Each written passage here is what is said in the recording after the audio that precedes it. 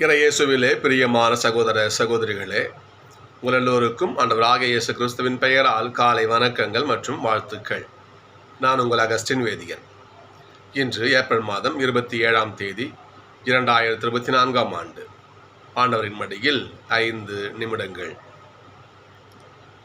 இந்த நிகழ்ச்சியை நிறைய பேர் சொல்லியிருக்கிறேன். நான் திரும்பவும் சொல்கிறேன். ஒரு குட்டி கதை ஒன்று புத்தகத்தில் படித்தது. ஒரு முறை நல்லா சோறுன்னு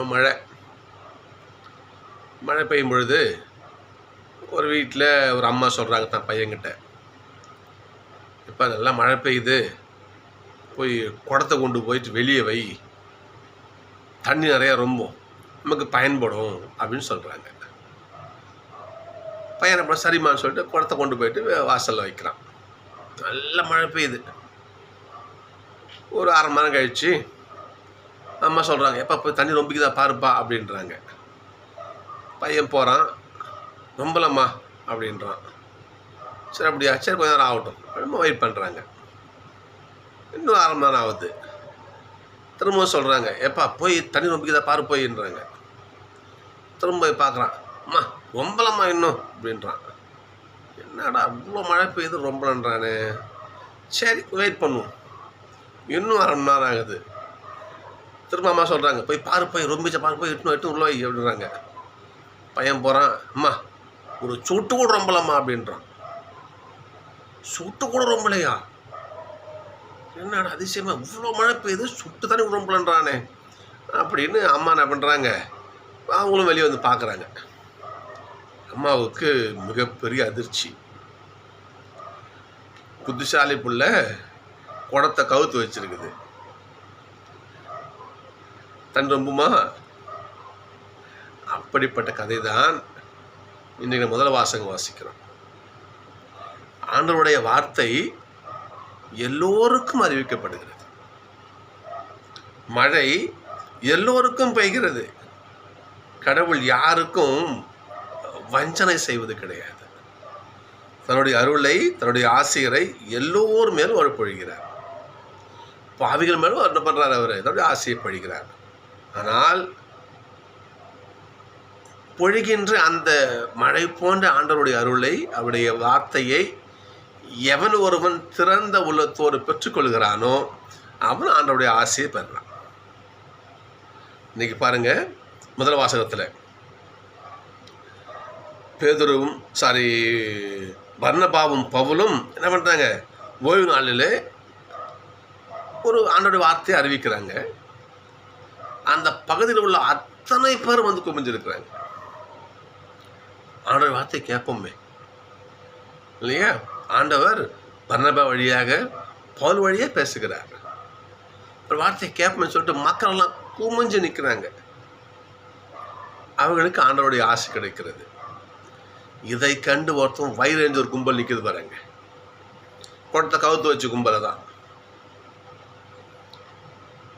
வயிறு எறிஞ்சு பொறாமையில் பொங்குறாங்க. அப்படி யார்? யூதர்கள். பிற இன மக்கள் ஆண்டவருடைய வார்த்தையை கேட்க ஆவலாக கூடி வந்திருக்காங்க. ஆண்டவரால் ஏற்றுக்கொள்ளப்பட்ட கடவுளின் மக்கள் என சொல்லப்பட்ட யூத மக்கள் என்ன பண்ணுறாங்க, ஆண்டவருக்கு எதிராக பொறாமப்படுறாங்க. அது எப்படி அவருக்கு இவ்வளோ பெரிய கூட்டம் கூடுது? ஒரு பழமொழி சொல்லுவாங்க இல்லையா, ஆமை புகுந்த வீடு விளங்காதுன்னு சொல்லுவாங்க. ஆமை என்றால் விலங்கு ஆமை கிடையாது. நமக்கு தெரியும், பொறாமை, ஏழாமை, கல்லாமை. அது சிறப்பாக அந்த பொறாமைக்கு அந்த இடம் உண்டு. இன்னொருத்தவனை பார்த்து எப்போ நீ வயிறு எறிகிறியோ, எப்படியா நீ நிம்மதியாக இருப்ப? நீ அந்த மகிழ்ச்சிக்கு மனஸ்தான காரணம். உள்ள மகிழ்ச்சி தான் உடம்பு பூரிப்ப நல்லா இருக்கும். நீ உள்ளத்துலேயே இன்னொருத்தனை பார்த்து கருவுறன்னா யோசிச்சு பாருங்க. சொன்ன இல்லையா, மழை பெய்யுது, ஆண்டவருடைய வார்த்தை மழை மாறி கொட்டுகிறது. ஆனால் அதை ஏந்தி தாங்கிக் கொள்ள எவன் தயாராக இருக்கிறானோ அங்கே ஆண்டவருடைய வார்த்தை அறிவிக்கப்படுகிறது. யூத மக்கள் பவுலுக்கும் பர்னபாவுக்கும் எதிராக செயல்படுறாங்க. அவங்களுடைய எண்ணத்தை பாருங்க. உனக்கு பிடிக்கல, நீ ஓரம் ஒதுங்கி போயிருக்கலாம், சரியா? அவனுக்கு தேவை, அவன் சாப்பிட்றான். உனக்கு அது பிடிக்கல, நீ ஓரம் ஒதுங்கிப்போ. அவன் சாப்பாட்டில் மண்ணள்ளி நீ போடலாமா? அது மாபெரும் பாவம் இல்லையா? செய்கிறாங்க பாருங்க. கேட்ட மக்கள்கிட்டே இருந்து மக்களையே தூண்டி விட்டு மிகப்பெரும் பிரச்சனை என்ன பண்ணுறாங்க, அங்கே உண்டு பண்ணுறாங்க பாருங்க. அவங்களுக்கு எதிராக அவர் ஒன்றும் சொல்ல, பவுல் ஒன்றும் சொல்ல. அப்படியா, சரி, நீங்கள்லாம் கவிழ்த்து வைக்கப்பட்ட குடங்கள், அவனுடைய ஆசை, அருள் ஆசை பொழிகிறது, அதை பெற்றுக்கொள்ள மனசு இல்லை. உங்கள் மனசை நீங்கள் பூட்டி வச்சுட்டீங்க. பரவாயில்ல, எடுத்து சொல்ல பண்ணுறாங்க, நாங்கள் புறவினத்தாரிடம் போகிறோம். நாங்கள் புறவினத்தார் அவனை பண்ணுறாங்க, யூத மக்களை விட்டு அந்நிய மக்களை விட்டு போய் ஆண்டவரை போதிக்க போகிறாங்க. அங்கே அந்த அதுக்கு வந்து வார்த்தை பாருங்களேன். இதை கேட்டு பிற இன மக்கள் மகிழ்ச்சி அடைந்தார்கள். ஆண்டோடைய வார்த்தை எங்களுக்குன்னு ஸ்பெஷலாக எங்ககிட்ட வருது என்று மகிழ்ச்சி அடைகிறார்கள்.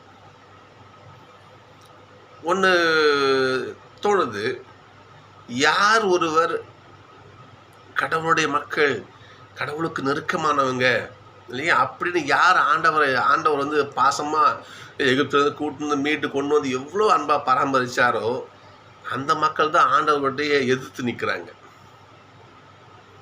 என்ன ஆண்டவருடைய மக்களை யோசிச்சு பாருங்க. இதே போல ஒரு நிகழ்வைத்தான் நீங்கள் நம்ம என்ன பண்ணுறோம், நம்ம நற்செய்தியில் வாசிக்கிறோம். கூடவே இருந்தார் பிலிப்பு. என்ன பண்ணார், ஏசப்பா கூடவே இருந்தார் பிலிப்பு. அவர் தான் ஏசப்பாடு ஒரு கேள்வி கேட்கிறார் பாருங்க. இயேசுவே, தந்தை எங்களுக்கு காட்டும். ஏன் சொல்றது பாருங்க பார்ப்போம். நீங்கள் என்னை அறிந்திருந்தால் என் தந்தையும் அறிந்திருப்பீர்கள். ஏசப்பாடைய வார்த்தை என்ன சொல்றாரு, என்னை கண்டான் தந்தையை கண்டான். என்னை கண்டான் தந்தைக்கு சொல்ற இல்லையா, நானும் தந்தையும் ஒன்றே, அவரால் தான் நான் செயல்படுறேன். என்ன சொல்றாரு இல்லையா, நானும் தந்தையும் ஒன்றாக இருக்கிறோம், நானே வழி, என் வழி அப்பாட்ட நீங்கள் போக முடியாது, என் வழியாக என்று அப்பாக்கிட்ட நீங்கள் போக முடியாது, எல்லாம் சொல்கிறார். இருந்தாலும் பிலிப் பாருங்க, அதை நம்புகின்ற உள்ளம் அவர் இல்லைன்னு நினைக்கிறேன். என்ன கேட்குற பாருங்க, தந்தை எங்களுக்கு காட்டும் இயேசுவே. பார்த்து பாருங்க. அப்போ பிலிப் அவரிடம் ஆண்டவரே தந்தை எங்களுக்கு காட்டும் என்று சொன்னார் இல்லையா. அப்போ சொல்கிறார் பாருங்க, இவ்வளவு காலம் என் கூட இருந்தியே, இன்னும் என்ன புரிஞ்சிக்கல, நானும் தந்தையும் ஒன்றே, தந்தை என் வழியா செயல்படுறார். அப்ப என்ன பார்ப்பது தந்தையை பார்ப்பது சமமான ஒரு காரியம். பிலிப்பு இது உனக்கு புரியலையா? ஏன் இதை சொல்றாருன்னா, அந்த மக்கள் யூத மக்கள் என்ன பண்ணாங்க, அவங்க வந்து ஸ்பெஷல் ஆனால் தேர்ந்தெடுக்கப்பட்டவங்க அவங்கள கடவுளால். உலகத்தில் எவ்வளோ மக்கள் கூட்டம் இருந்தார்கள், அசிரியர்கள், பெலிஸ்தீர்கள், ஆனால் எவ்வளோ மக்கள் கூட்டம் இருந்துச்சு. ஆனால் எல்லா மக்கள் இனங்களிலும் அந்த இஸ்ரேல் குலத்தை கடவுள் ஸ்பெஷலாக தேர்ந்தெடுத்தார் என் மக்கள்னு சொல்லிட்டு. அந்த மக்கள் என்ன பண்ணுறாங்க, ஆண்டவருக்கு எதிராக பொறாமப்பட்டு வயிற்றுச்சலாக அவங்க வாழ்ந்துட்டு இருக்காங்க. கிட்டத்தட்ட பிலிப்பு பொறாமப்படலன்னு சொல்ல, அவர் ஏசப்பாவை புரிஞ்சுக்கலன்னு சொல்ல வர வார்த்தை பாருங்க பார்ப்போம். சரி, தந்தை எனக்குள்ள இருக்காருன்னு நான் சொல்கிறேன் பிலிப்பு, நீ என் வார்த்தையை நம்பலனாலும் என் செயலின் பொருட்டாவது நம்பியிருக்கலாமே என்று சொல்லுகிறார். நான் சாதாரண மனுஷனாக இருந்தா, தந்தை எனக்குள்ளே இல்லைன்னா, தந்தையுடைய ஆற்றல் என் கூட இல்லைன்னா, தந்தையுடைய அருள் ஆசை என் கூட இல்லைன்னா, தந்தை என் வழியாக செயல்படலைன்னா, தந்தை என் உள்ளிருந்து செயல் ஆற்றலைன்னா, இந்த செயல் நான் செய்வேன் யோசிச்சு பார்ப்போம். யோசிச்சு பாருங்க. இந்த காரியத்தை யார் செய்ய முடியும்? நீ செய்ய முடியுமா? இறந்த லாசர் 4 நாள் அந்த சகோதரி சொல்கிறாங்க பாருங்க இல்லையா, மாத்த மரியை சொல்லுவாங்க, இயேசுவே போதகரே, இப்போ கூட நீங்கள் கேட்டிங்கன்னா தந்தை உங்களுக்கெல்லாம் செய்வார். சொன்னாங்களா இல்லையா? இப்போ தந்தனுடைய அருள் ஆசி இயேசு வழியாக செயல்படுது. பிலிப்பு கூட தான் இருக்கிறாரு, நம்பலை. தந்தை எங்களுக்கு காட்டும் சொல்கிறார். அநேக காரியங்கள் கூடவே இருந்தாங்களே பிலிப்புலாம், நம்பலை. அப்போது நானும் தந்தையும் ஒன்றாக இருக்கிறோம் ஏசு நான் நம்பலை. அதாவது அப்போ ஒருவேளை இந்த நிலையில் எனக்கு தோணுது, சீடர்கள் குறிப்பாக இந்த நிகழ்வை பார்த்தோம்னா பிலிப்பு சொல்கிறேன் நான், ஒன்று சொல்லுவாங்க இல்லைங்களா, மென்டலி சரி ஃபிசிக்கலி ப்ரெசன்ட் மென்டலி ஆப்சன்ட்னு சொல்லுவாங்க பாருங்கள். இன்னும் சொல்கிறேன் பாருங்க, விவிலிய வார்த்தை சொல்கிறேன் பாருங்கள், இவர்கள் உதட்டளவில் என்னை புகழ்கிறார்கள், இவர்களது உள்ளமும் என்னை விட்டு தூரமாக இருக்கிறது ஏசப்பா சொல்வார். ஒருவேளை பிலிப்பு அப்படி தான் இருந்தாரோ? ஆண்டவர் இவ்வளோ அருங்காரியங்கள் செய்கின்ற பொழுது, இவ்வளோ போதிக்கின்ற பொழுது, இவ்வளோ அற்புத அறிகுறிகள் செய்கின்ற பொழுது, அப்போது தந்தை ஏசப்பா உள்ளிருந்து செயல்படுவதை பிலிப்பு ஒருவேளை நம்பலையோ? மேபி என்னுடைய ஒரு ஆதங்கம். சகோதரர்களே, நாம் சிந்திச்சு பார்க்கணும். நாம் இப்போ சொன்ன மாதிரி உதட்டளவில் என்ன புகழ்கிறாங்க, உள்ளம் எங்கேயோ இருக்குது அப்படின்னு நாம் எப்படி இருக்கோம் சிந்திச்சு பார்ப்போம். நாம் உள்ளத்தை எங்கேயோ தூக்கி வச்சுட்டு வெறும் உதட்டளவில் ஆண்டவர் கூட இருக்கிறோமா, இல்லை நம்முடைய உள்ளமும் அவர் கூட தான் இருக்குதா? யோசிச்சு பார்ப்போம். அந்த யூதர்கள் இருந்தாங்க இல்லையா, பொறாமையில் பொங்குறது இல்லையா? நிச்சயமாக சொல்கிறேன், நம்ம வாழ்கிற வாழ்க்கையில் இன்னொருத்தனை பற்றி நீ பொறாமைப்பட்டு நீ முன்னுக்கு வரவே முடியாது. அப்போ நீ பொறாமைப்பட்டால் இருக்கின்ற அருளாசி ஒன்று விட்டு போயிடும். போனாங்க இல்லையா, பர்னபாவும் பேதுருவும் அந்த மக்களுக்கு போதிக்க தான் வந்தாங்க. யூதர்களே வாங்க, நான் போது ஆன வார்த்தை கேட்குன்னு சொன்னாங்க. அந்த வார்த்தை கேட்க அவங்களுக்கு திறந்த மனம் கிடையாது.